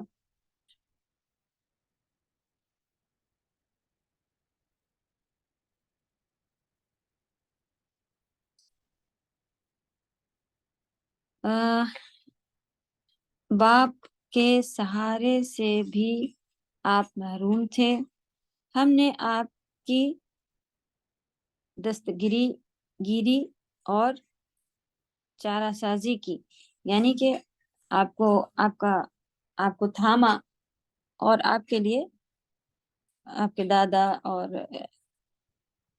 چچا ان سے جو ہے وہ مدد فرمائی کہ وہ باپ کے جیسا انہوں نے پیار دیا. تو الم یجد کا یتیما فآوا, وہ یتیم ضرور تھے لیکن ایسا نہیں ہوا کہ کوئی ان کو دیکھنے والا, کون پالے گا کیا تھا, یہ سبھی ان کے جو ہے وہ اس میں ہویا کرتے تھے. سبحان اللہ. تو یہ اللہ دیکھیں, آپ اتنی ہی ہم کہیں کہ لوگ اسی میں شکوہ کر رہے ہوتے ہیں کہ میرے باپ کو اللہ تعالیٰ نے لے لیا, یہ ہے وہ ہے, اور یہاں اللہ تعالیٰ ان کو گنا رہے ہیں کہ آپ یتیم ہونے کے باوجود آپ کا ہم نے ٹھکانہ بنا کر رکھا تھا, تو آپ شکر ادا کریں. آپ دیکھیں کس طرح سے, اگر کوئی, اسی لیے تو ہر اس میں ہمیں شکر ادا کرنا ہے کہ اللہ تعالیٰ جب والدین دیتے ہیں اور اس کے بعد جب لے لیتے ہیں تب بھی ہمیں شکر ادا کرنا چاہیے کہ الحمدللہ ان کے ہی تھرو ہم کو اللہ تعالیٰ نے بچے سے بڑا ہوئے, پھر بڑے شادی خود انہوں نے کی. جو سگے ماں باپ کر پا رہے ہوتے ہیں وہ فرق ہوتا ہے نا. تو ہر چیز میں ہمیں الحمدللہ یہ چیز محسوس کرنی ہے، جیسے یہاں پر اللہ تعالیٰ نے نبی صلی اللہ علیہ وسلم کو ان کے ساری نعمتیں یاد دلائیں. ہمیں بھی اپنی نعمتوں کو یاد کرنے کا یہاں پہ پوائنٹ ہے. تو آپ حصول علم میں کیجیے کہ ہمیں اپنی نعمتوں کو کا ذکر اس کو یاد کرنا ہے اور پھر اس کا شکر ادا کرنا ہے.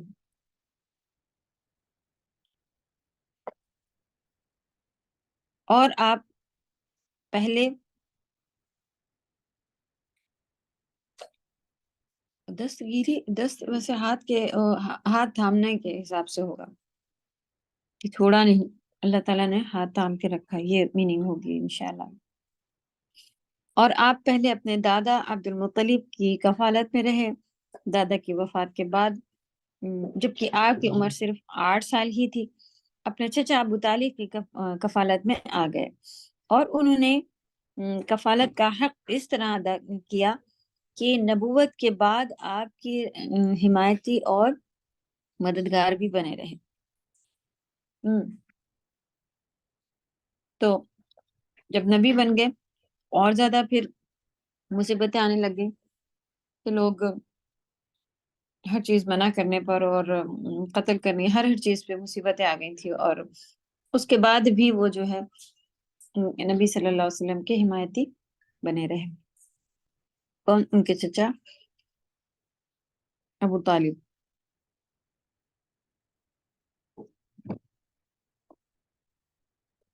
وہ وجدک عائلا نہیں، وہ وجدک ضالا فہدی، اور آپ کو ناواقف راہ پایا پھر ہدایت بخشی.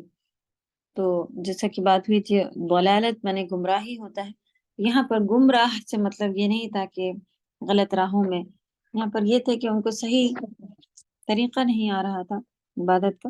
وہ ساری چیزیں اللہ تعالیٰ نے پھر بتائیں.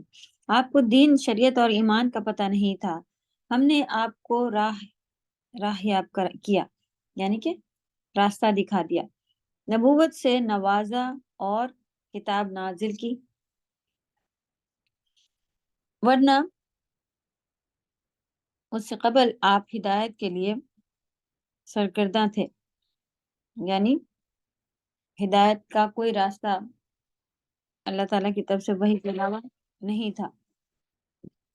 جیسے دوسرے مقام پر اللہ سبحانہ تعالیٰ نے فرمایا ما كنت تدری ما الكتاب ولا الایمان ولكن جعلناه نورا نهدی به من نشاء من عبادنا.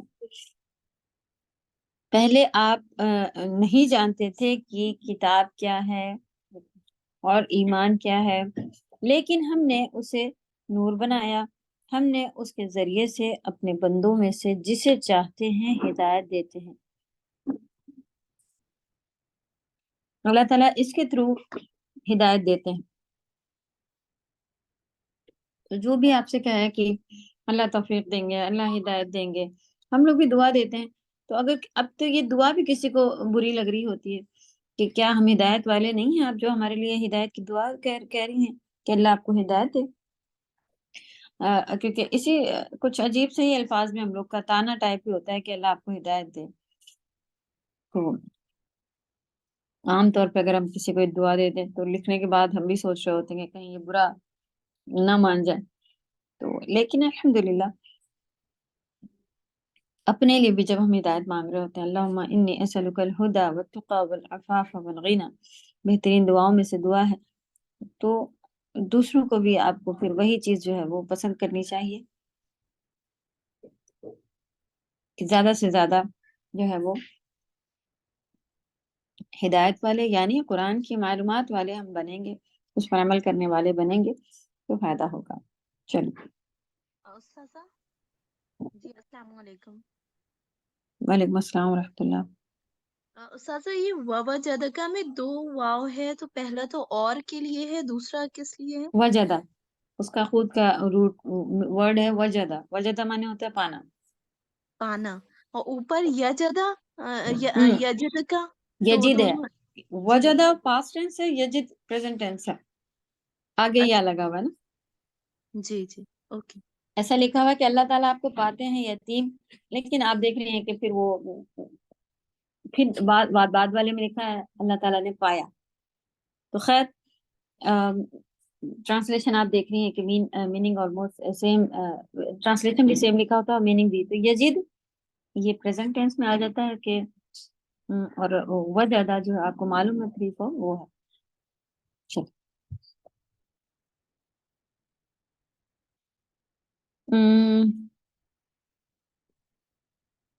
کہاں تک پڑھا تھا؟ چلے یہاں سے پڑھتے ہیں.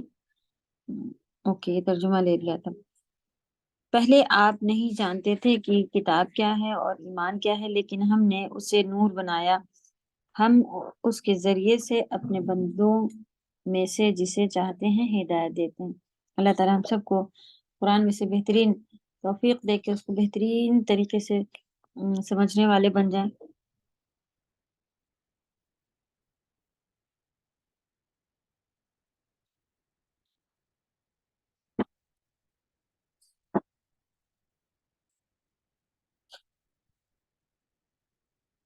میری آواز کر رہی ہے آپ لوگوں کو؟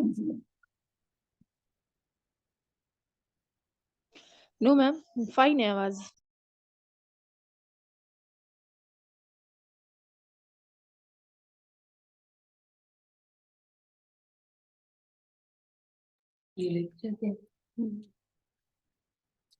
چلیں کنٹینیو کرتے ہیں پھر.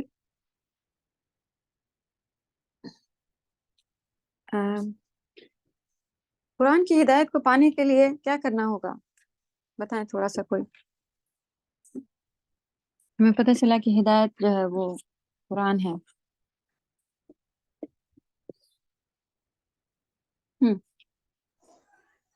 قرآن کا علم. جی اس کو بہترین طریقے سے سمجھنا ہے اور اس کے بعد پھر کیا کرنا ہے، کیونکہ قرآن کے علم لینے والے بھی لوگ بہت زیادہ ہیں ابھی الحمدللہ. ہر عمل قرآن کا جی خالص صحیح معنوں کے ساتھ سمجھنا اور عمل کرنا. عمل غور و کرنا فکر صحیح. کرنا. تو ہمیں جو ہم سیکھ رہے ہیں پھر ہمیں اس کے اوپر عمل کرنا ہے، تب ہم اصل ہدایت والے ہوں گے. کیونکہ یہ مینول جو بات بتائی جاتی کہ اللہ نے زندگی ہمیں شیطان سے ہم ہاریں گے نہیں، اس کے لیے اللہ تعالیٰ نے طریقے بتا دیا تھا کہ ہم گائیڈ کریں گے اور اوپر سے تمہارے پاس ہدایتیں آئیں گی، اس کو فالو کر لینا تو واپس جنت چلے جاؤ گے. تو سبحان اللہ کئی سارے بھی دیکھتے ہیں لوگ ہیں اس طرح کے جو کہتے ہیں ہم نے 5 سال 7 سال کے پورے کورس کیے ہوئے ہوتے ہیں تفسیر کے، اور کہتی ہیں کہ پورا پڑھا ہوا ہے، لیکن عمل میں کوئی اتنا خاص جو ہے وہ فرق نہیں آیا ہوا ہوتا. تو وہ ہدایت والے ہو سکتے ہیں؟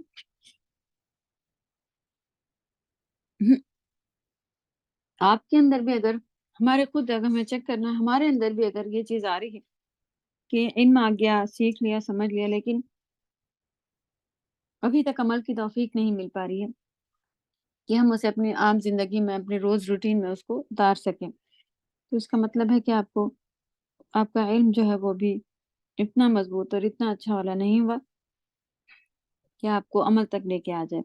آپ کو اسے ریپیٹ کرنے کی ضرورت ہے. پھر آپ یہ نہیں کہیں کہ میں نے تفسیر پڑھی بھی ہے، مجھے نہیں ضرورت ہے تفسیر کی کلاسز میں پیسے دینے کی، تفسیر کی کلاس میں ٹائم دینے کی، کیونکہ یہ تو میرا پڑھا ہوا ہے، کچھ اور کرنا چاہیے.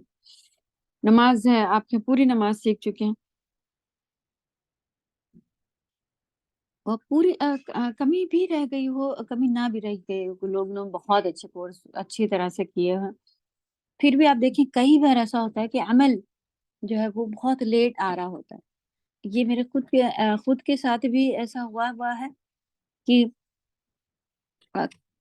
شروع میں ایسا دیکھ کے ان سے پوچھنے جانے کا دل چاہ رہا ہوتا تھا، اور پوچھا بھی کئی لوگوں سے کہ ماشاءاللہ آپ ایسا کیسے کر رہی ہیں، آپ یہ بھی کر رہی ہیں، وہ کیسے آپ کر پاتی ہیں، آپ بتائیے یہ وہ. تو لوگ اپنا کچھ بتا دیتے تھے، میں وہ اس طرح سے. تو لیکن ہمیں جو خود پھر آگے چل کی بعد میں پتہ چلا یہی طریقہ ہوتا تھا میرا کہ اچھا والا درس چل رہا ہے وہ تو ہم سن چکے ہیں، وہاں کیا کریں گے جا کے. لیکن اتفاقاً کوئی جا رہا تھا تو وہ ساتھ میں چلو لے کے چلے گئے، ہاں چلو اچھا تم کو لے کے چلتے ہیں، ہمارا سنا ہوا لیکن تم بھی سن لینا کر کے. اس سننے کے بعد والے درس کو دوبارہ سننے سے الحمدللہ وہ دل میں اتنی شرم سی آئی اور اتنا ایسا لگا کہ یہ تو معلوم تھا، اور الحمدللہ اب نہیں، اب ایسا نہیں کریں گے اللہ تعالیٰ، اب آج سے جو ہے وہ یہ چیز چھوڑ دیں گے، آج سے وہ کر دیں گے، اس طرح سے ایک پختہ ارادے کرنے کی الحمدللہ طاقت آئی، اور شرم سے آئی سب سے پہلے کہ یہ معلوم ہوتے ہوئے بھی ہاں صحیح بات ہے، ہم خود نہیں کر رہے ہیں، کب سے یہ ہے وہ ہے، اور ایک مضبوط ارادے، یہ ساری چیزیں جو ہیں وہ ملی اور عمل میں آسانیاں ملی۔ تو ایک نہیں، یہ کئی بار پھر ایسا فیل ہوا کہ ہاں دیکھو سنا ہوا درس جو ہے وہ دوبارہ پڑھا ہوا کورس پھر سے اتفاق ہوا کہ پہلے نان عربس کے ساتھ ہم لوگ نے ڈپلوما کیا تھا، یعنی وہ بھی عربی میں ہی تھا، لیکن وہاں پہ تھوڑا اہتمام تھا کہ وہ نان عربس کے لیے تھا، ٹیچر ساری ہی عربی تھی اور عربی لینگویج بھی ساتھ میں سکھائی جا رہی تھی، لیکن جیسے کہ نیو مسلم لوگوں کے لیے یہاں پہ جو بنا ہوا ہے کہ کوئی نیا مسلم ہوتا ہے تو اس کو یہ بیسک چیزیں معلوم ہونی چاہیے، ویسے کورس وہاں پر سے شروع ہوتے ہیں، پھر انہوں نے آگے الحمدللہ وہاں پر ہم لوگ انہیں کے ساتھ نان عربس کے ساتھ ہم لوگ کرنے جا رہے تھے، لیکن پھر کئی سارے ہم لوگ تھے تو انہوں نے کہا کہ نہیں آپ لوگوں کے لیے نان عرب میں ہی ایک شروع ہونا چاہیے، تو وہاں پہ پھر ڈپلوما، پہلا ڈپلوما تھا جو نان عربس کے لیے شروع کیا گیا تھا ہم لوگوں کے لیے الحمدللہ۔ وہ کرنے کے بعد پھر ہم لوگوں نے سیم ڈپلوما، سیم تو نہیں تھا، کافی فرق تھا پڑھائی میں عربس کے ساتھ جو کرا، تو یہ تھا کہ ہاں سبجیکٹس وہی تھے کچھ، لیکن کتابیں تھوڑی الگ تھیں، طریقہ پیٹرن الگ تھا، اس سے بھی ماشاءاللہ بہت زیادہ فائدہ ہوا۔ تو زندگی بھر علم حاصل کرتے رہنا ہے، طالب علم بنے رہیں گے، چاہے آپ خود ٹیچر کیوں نہ بن جائیں، پڑھانے والی کیوں نہ بن جائیں، لیکن اپنا ایک حصہ علم حاصل کرنے والا، ریپیٹ کرنے والا، اس کو ضرور رکھیے گا، یہ بھی آپ ایک آج پیٹرن لکھیے کہ یہ اس طرح پہ مجھے چلنا ہے۔ چلیں، بولن کی تفسیر اور مترجمین، مفسرین اور مترجمین یعنی ترجمہ کرنے والے، تفسیر کرنے والے نے مختلف معنی کیے ہیں، لیکن معال سب کا ایک ہی ہے، یعنی کہ مقصد، نچوڑ وغیرہ۔ مثلا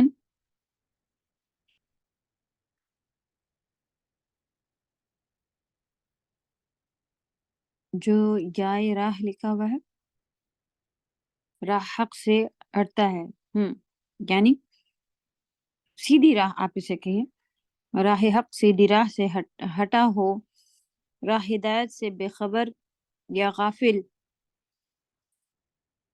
گم کردہ راہ وغیرہ، ایسے لوگوں کو ضالین کہتے ہیں، یعنی صحیح راہ سے بھٹکا ہوا ہو، حق بات اس نے نہیں مانی ہوئی ہو، ایسے لوگوں کو ضلالت میں، گمراہی میں پڑا ہوا کہا جاتا ہے۔ ان سب کا مفہوم وہی ہے جو نا واقف راہ کا ہے، یعنی جس کے اندر حق کو کی جستجو اور طلب تو ہو، لیکن وہ ایسے دوراہے یا چوراہے پر کھڑا ہو جہاں اسے معلوم نہ ہو کہ مجھے کس طرف جانا ہے، تاکہ میں منزل مقصود تک پہنچ جاؤں۔ منزل مقصود یعنی جو مقصد ہے منزل پانے کا، وہاں تک پہنچ جاؤں، تو انسان کو پتہ نہیں چل رہا کہ کدھر سے حق ملے گا، یہ بات اور ہو گئی۔ لیکن گمراہ لوگ زیادہ تر آپ نے اس لیے سنا ہوگا، جانتے بوجھتے بھی وہ اس کو چھوڑے بیٹھے ہوتے ہیں، یا پھر ان کو پتہ ہی نہیں چلا، ان کے گھر میں ایسے ہی ہو رہا تھا، اسی طرح پلے بڑے ویسے ہی کرنا شروع کر دیے، وہ بھی اسی کے اندر آ رہے ہوتے ہیں۔ آپ کی یہ گمشدگی راہ اسی وقت ختم ہو گئی جب وحی نے راستے کی وضاحت اور منزل کی نشاندہی کر دی۔ تو آپ کو میں نے اللہ تعالیٰ نے فرمایا کہ نہ واقف راہ پایا تھا، تو جیسے ہی وحی آنا شروع ہو گئی، قرآن کے ذریعے ہدایت مل گئی، پتہ چلیا کیا کرنے سے اللہ ناراض ہو رہے ہیں، کون سی چیزیں کرنے سے اللہ تعالیٰ خوش ہو رہے ہیں، کیسے زندگی گزارنے کا ہم سب کو حکم ہے۔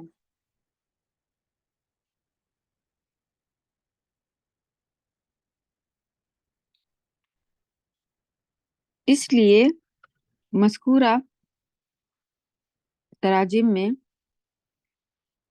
میں سے کسی ترجمے سے بھی آپ کی تنقیص شان، تنقیص، اچھا تراجم جو ہے وہ ترجمے سے ورڈ بنا ہوا ہے، ٹرانسلیشن سے، یعنی اس ورڈ کا اگر ٹرانسلیشن کیا جائے تو تنقیص نقص یعنی نقصان والا جو نقص ہوتا ہے، اور ناقص والا جو نقص ہوتا ہے، شان میں کوئی کمی نہیں ہوتی ہے، جیسا کہ بعض لوگ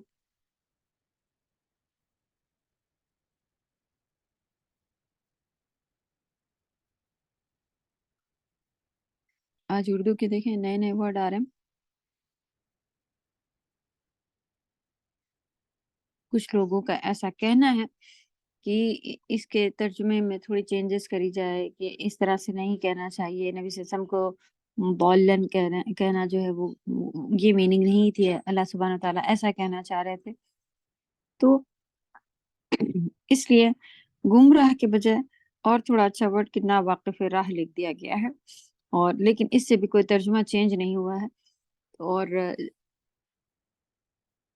صحیح ہمارے دل میں جو معلومات ہے، جیسا عقیدہ رکھتے ہیں اس کے حساب سے کوئی اس میں شان میں کمی نہیں ہو رہی ہے، کیونکہ نبوت سے قبل آپ کی زندگی کی بابت خود قرآن کہہ رہا ہے کہ آپ کو کتاب و ایمان کا علم نہیں تھا۔ اسی حقیقت کو قرآن نے یہاں دولن جو اوپر آیت آئی نا، اس میں بھی قرآن میں ہی اللہ سبحانہ تعالیٰ نے نازل فرمایا کہ اس سے پہلے آپ کو نہیں معلوم تھا کیسے رہنا ہے، کیا کرنا ہے، قرآن نے ہی آپ کو بتایا، اور یہاں پر قرآن نے ہی ضالن کہا ہے، تو سیم میننگ وہی آ رہی ہے، جبکہ اس کا کوئی شان میں کمی ہونا اس میں مقصد نہیں ہے۔ وَوَجَدَكَ عَائِلًا فَأَغْنَى، اور ہم نے آپ کو تنگ دست پایا پھر مالدار کر دیا، فَأَغْنَى، پس اس نے غنی تونگری کر دیا، نہیں تونگر یعنی تونگر کا مطلب ہے اپنے سوا آپ کو ہر ایک سے بے نیاز کر دیا۔ بے نیاز ہم لوگ پڑھ چکے ہیں، یعنی کہ جو کسی کا محتاج نہ ہو، لیکن اللہ سبحانہ وتعالیٰ کے لیے کیا تھا کہ یہ ہر کوئی اس کے محتاج ہوتے ہیں۔ الصمد کی میننگ میں یہ آ رہا تھا نا، بے نیاز کی میننگ کیا ہوتی ہے کہ جسے کسی کی ضرورت نہ ہو۔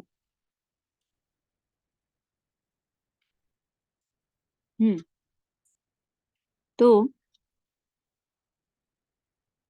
اس کے لحاظ سے پیسے ہوں یا کوئی کام ہو، کسی کے آگے جھکنا ہو، لائن لگا کے ویٹ کرنا ہو کہ بھئی وہ نہیں آئیں گے، وہ منع کر دیں گے تو نہیں ہوگا، وہ ساری چیزوں سے انسان جو ہے وہ اگر غنی ہو جاتا ہے تو مطلب ان ساری چیزوں سے آگے نکل جاتا ہے۔ تو ہر ایک اپنے سوا آپ کو ہر ایک سے بے نیاز کر دیا، یعنی صرف اللہ تعالیٰ کے محتاج رہے وہ، اور کسی کے بھی محتاج نہیں تھے۔ بس آپ فقر میں صابر اور غنا میں شاکر رہے۔ اللہ تعالیٰ ہم سب کو بھی توفیق دے۔ جب ان کے اوپر تنگ دستی تھی تو وہ نبی صلی اللہ علیہ وسلم کیسے تھے؟ صبر والے رہے، اور جب ان کے اوپر الحمدللہ مالداری تھی تو وہ شکر گزار رہے۔ اللہ تعالیٰ ہم سب کو بھی ایسا بنایا یا رب۔ اصل تونگری دل کی تونگری ہے، جیسا خود نبی کریم صلی اللہ علیہ وسلم کا بھی فرمان ہے۔ تونگری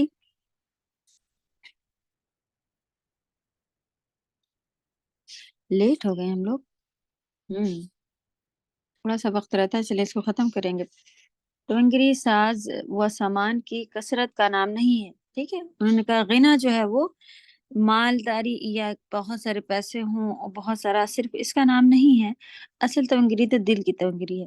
آپ دیکھیں بہت سارے لوگ ایسے ہیں جن کو برانڈس اور ایک دوسرے کو دیکھ کر کے، اور اس نے میری دوست نے نیا بیگ لیا، دیکھا ہے یہاں میں بچے سے ٹین ایج سے لے کے کئی سارے لوگ جو ہیں گزرے ہیں، دیکھا ہے ایسے لوگوں کو۔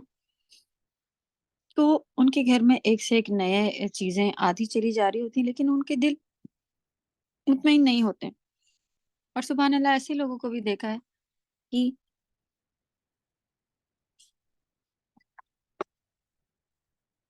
ان کا کہنا ہوتا ہے کہ الحمدللہ یہ بیگ چل رہا ہے تو دوسرا بیگ لینے کی ضرورت نہیں ہے، خوش بھی ہوتے ہیں، اسی بیگ میں خوش ہوتے ہیں، اسی گھڑی میں، اسی شوز میں خوش ہوتے ہیں، اور ایسا لگ رہا ہوتا ہے ان کو کہ پیسہ ہے اور دوسرا بیگ لینے کے بجائے اور دوسرا لے رہا ہوتا ہے تو اس میں کمپٹیشن جیسا دھیان نہیں جا رہا ہوتا، ان کو ایسا لگتا ہے کہ ایک تھا تو اس نے کیوں لیا، اب یہ پہلا والا کہاں رکھتا پھرے گا، اس کو کیا کرے گا، اور یہ ساری چیزیں بھی دھیان میں آ رہی ہوتی ہیں کہ اللہ تعالیٰ کی طرف سے یہ کہتے ہیں میرے پاس پیسہ ہے تو میں اس کو اللہ کی راہ میں لگا دیتا ہوں، اور بیگ خریدنے سے کیا فائدہ، سبحان اللہ، اللہ تعالیٰ اجر دے اور ایمان کے بہترین لیول پر اسی طرح ہم سب کو بھی اور جو لوگ ہیں ان کو قائم رکھے، نظر بد سے بچائے، اپنے حفظ و امان میں رکھے، اور جو لوگ نہیں اس طرح کے ہیں تو آپ دیکھیں ان کو کیسی بے چینی ہے، ایک لینے کے بعد، دو لینے کے بعد، اب وہ کیونکہ ہر چیز جو ہے وہ پرانی ہونا شروع ہو جاتی ہے، جب آپ کو کوئی بھی یہ دنیا کی یہ ایک اثر ہے کہ بہترین سے بہترین جگہ جب تک آپ پہنچے نہیں ہوتے، وہاں پہنچنے کے بعد پھر ساری اس کی ایکسائٹمنٹ جو ہے وہ ہو گیا، کر لیا، ختم، جو دیکھ رہا ہوتا ہے، جو پہنچ جاتا ہے اس کے لیے پھر وہ ایسا ہو جاتا ہے اوکے کر تو لیا، کھا تو لیا، گھوم تو لیا، روز تو یہی کھا رہے ہیں تو یہی دیکھ رہے ہیں، اور جن کو ہم فوٹو دکھا رہے ہوتے ہیں وہ سوچ رہے ہوتے ہیں ارے کتنا انجوائے کر رہی ہوگی، کتنا مزہ آ رہا ہوگا، اور کتنا یہی ہوگا۔ انسانی فطرت تو یہ ہے کہ بس وہ جا کے پہنچ گئی ہے نا، وہ کر چکی، مزہ ختم، اب پھر اس کے دوسری چیزیں، تو دل مطمئن، دل کا یہ چیز جو ہے وہ کبھی ختم نہیں ہو رہی ہوتی ہے، اس کو دنیا میں پورے کرنا تو یہ بہت بڑی بیوقوفی لگتا ہے۔ اللہ تعالیٰ توفیق دے کہ اس کو ہم لوگ اس لگن کو جنت کے لیے بچا کے رکھیں کہ ہمیں جنت کسی طرح اللہ کو راضی کرنا ہی کرنا ہے، اللہ کو ناراض نہیں ہونے دینا ہے، جس کا پھر ہمیں گفٹ جنت ملے گا۔ اللہ توفیق دے ہم سب کو اس کی، آمین۔ چلیں پھر اس کے بعد میں ہمیں 3 حکم یہاں پہ ملے تھے۔ اچھا جی، حدیث باقی رہتی ہے، کثرت تمگیری، جی ہم نے پڑھ لی کہ مال اس کا نہیں، دل گشادہ ہونا چاہیے، تو ہم تھوڑے میں ہی اگر ہم خوش ہونا شروع کر دیں تو پھر یہ سب سے بڑی سکون کی بات ہوتی ہے کہ دل کسی کا مطمئن ہو۔ آپ دیکھیں سامان پہ سامان، چیزوں پہ چیزیں، خواہش پہ خواہشیں آتی جائیں، پوری ہوتی جائیں، تو کیا دل ان کے خوش ہو جاتے ہیں؟ نہیں ہوتے، جب تک اللہ تعالیٰ دل کی سکونی اس کو عطا نہ کر دے۔ یہ سب سے بڑا گفٹس میں سے آج کل تو بہت ہی زیادہ یہ چیز ہے کہ کسی کے دل جو ہیں وہ مطمئن ہی نہیں ہے، اچھے خاصے ہوتے ہوئے بھی لوگوں کو ہارٹ اٹیک اور کیا کیا چیزیں جو ہے وہ ہونا تکلیفیں ہیں۔ اللہ ہم سب کو جسمانی، ایمانی، ہر طرح کی تکلیفوں سے بچائے اور قوت عطا کرے، آمین یا رب۔ آپ کی تونگری بھی اسی بے نیازی کی مظہر تھی، نبی صلی اللہ علیہ وسلم کو بھی کیا کیا چیزیں آفر کی گئی تھی نا، ورنہ سب جانتے ہیں کہ آپ کی زندگی نہایت ہی سادہ اور عسرت کی تھی، یعنی کہ ایزی اور مشقت ایک عام آدمیوں جیسی تھی، نہ کہ امیرانہ شان و شوکت اور شاہانہ ٹھاٹ باٹ کی۔ فَأَمَّا الْيَتِيمَ فَلَا تَقْهَرْ، لہٰذا آپ یتیم پر سختی نہ کریں بلکہ اس کے ساتھ نرمی و احسان کا معاملہ کریں۔ تو یتیم کے ساتھ بہت اچھے سے ہم سبھی کو رہنے کی یہاں پر حکم ملا ہے، اللہ توفیق دے، آمین۔ وَأَمَّا السَّائِلَ فَلَا تَنْهَرْ، اور سوالی کو نہ جھڑکا جائے، اس سے سختی اور تکبر نہ کیا جائے۔ مانگنے والے کے ساتھ اگر ہم دے نہیں پا رہے تو اس کو کم سے کم بری نظر سے دیکھنا یا بھگانا یا ڈانٹنا، اسے نہیں کرنا چاہیے، نہ درشت اور تلخ لہجہ اختیار کریں، بلکہ جواب بھی دینا ہو تو پیار اور محبت سے دیں۔ اللہ توفیق دے ہم سب کو۔ وَأَمَّا بِنِعْمَةِ رَبِّكَ فَحَدِّثْ، اس کے بارے میں بھی ڈسکس کر چکے تھے کہ اللہ تعالیٰ نے آپ پر جو احسانات کیے ہیں، مثلا ہدایت اور رسالت، نبوت سے نوازا، یتیمی کے باوجود آپ کی کفالت و سرپرستی کا انتظام کیا، آپ کو قناعت و توانگری یعنی کہ غنا جو تھا وہ اور دیگر چیزیں عطا کی، انہیں جذبات تشکر یعنی تشکر شکر کے لحاظ سے و ممنونیت کے ساتھ بیان کرتے رہیں۔ شکر، صبر، ان سب چیزوں کے ساتھ بیان بھی کرتے رہیں کہ اللہ کا شکر ہے کہ چیزیں چھپانا پھر ہر ایک سے، لوگ بھی ایسا کرنے لگتے ہیں کہ نظر لگ جائے گی، کوئی اس طرح کا آ کے بیٹھا غریب غریب تو وہ اس کو بھی احساس ہو جاتا ہے کہ ہم آئے، انہوں نے جلدی جلدی چھپانا چیزیں شروع کر دی، کہ ہم چرا لیتے، کیا ہم حسد کر رہے تھے، جل رہے تھے، کچھ بھی تو نہیں تھا، تو اس کا بھی دل دکھتا ہے۔ یا پھر اس کے اندر یہ بھی بات آ جاتی ہے، جان بوجھ کر آپ لوگوں ایسے لوگوں کے سامنے نکال کے نہ رکھے، لیکن فوراً آئے ہٹاؤ چھپاؤ بچاؤ نہیں دکھاؤ ان کو، ایسا بھی نہیں کرنا چاہیے، سامنے کا دل دکھے گا نا۔ تو پھر ہمیں یہ بھی دیکھنا چاہیے کہ اپنی حالت عجیب سی بنائے بیٹھے ہوئے ہیں کہ بھئی مسلمان ہیں، زیادہ پیسہ نہیں خرچہ کرنا چاہیے، عجیب سے کپڑے تھوڑے خراب ہو گئے، پھٹ گئے ہیں، جو کچھ ہے استطاعت ہے لینے کی لیکن نہیں لے رہے ہیں، اور دوسری جگہوں پہ جبکہ جو ہے وہ چل رہا ہے کہ دوسرے کو بھی نہیں دے رہے ہیں، جمع بھی کرے رکھے ہیں اور اپنے اوپر بھی نہیں، یہ چیزیں نہیں آنی چاہیے۔ تو ہم اللہ نے اچھی کنڈیشن ہماری بنائی ہے دنیا میں، تو ہمیں اچھے سے بغیر اسراف کے رہنا، یہ اللہ کی نعمتوں کا اظہار ہے اور اس کا شکر پھر منہ سے بھی ادا کرنا چاہیے، اور پھر ہمیں یہ چیزیں عبادت میں مددگار جو ہے وہ ثابت ہوں، ویسے ہمیں اس کا استعمال کرنا چاہیے۔ احسانات الہی کا تذکرہ بطور تحدیث نعمت جائز اور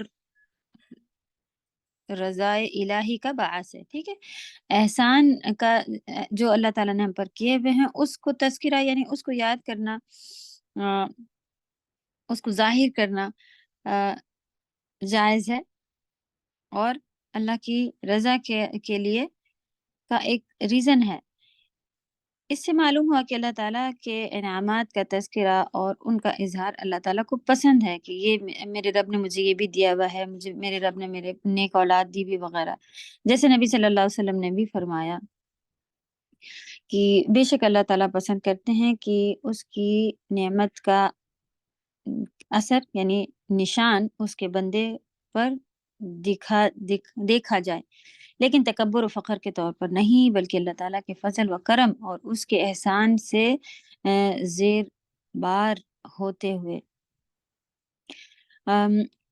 اور اس کی قدرت و طاقت سے ڈرتے ہوئے کہ کہیں وہ ہمیں ان نعمتوں سے محروم نہ کر دے، تو مل گیا ہے تب اس میں عیش کر رہے ہیں اور اب کسی شکر کی ضرورت نہیں، ایسے نہیں ہونا ہے ہم سب کو۔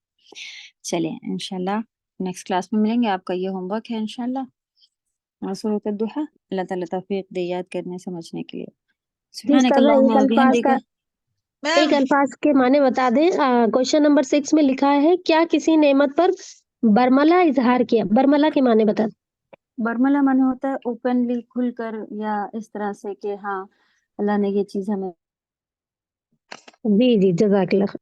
میم ایک چیز بتا دے، دونوں محفام کا مطلب کیا ہے؟ مفہوم۔ استغفرک و اتوب الیک۔ السلام علیکم ورحمۃ اللہ وبرکاتہ۔ ہلو